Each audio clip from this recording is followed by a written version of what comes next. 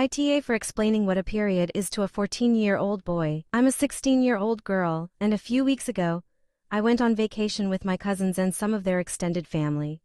It was a fun trip overall, but one incident sparked some drama, and now I'm wondering if I stepped out of line. Along with my 15 and 17-year-old cousins, there was also a 14-year-old boy. Let's call him A. He's not my cousin by blood, but we've spent holidays and family gatherings together, so we know each other decently well. He's a bit different developmentally. He's very energetic, sometimes a little immature, and I've been told he was homeschooled for a while because he struggled in traditional school environments.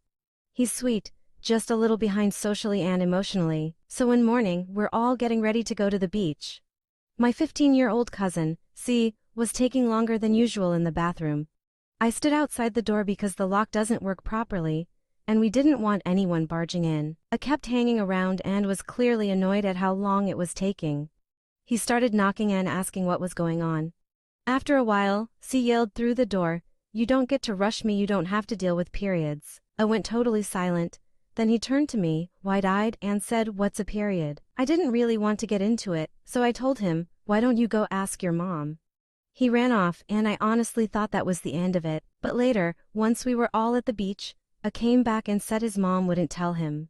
When I asked why, he said she told him, "That's not something boys need to know." My cousins and I looked at each other like, seriously? He clearly wasn't trying to be funny or weird, he was just confused and curious. And since he asked again, I gave him a super simple explanation. I told him, it's something that happens to girls as they grow up. It's totally normal and part of how the body works. That's all, no detail, no medical terms, just a basic answer. Then he asked, "Does that happen to my mom and sisters?" I said probably, but don't ask them about it. "It's personal," he nodded. Then asked if he could do anything to help. See, that surprised me, honestly.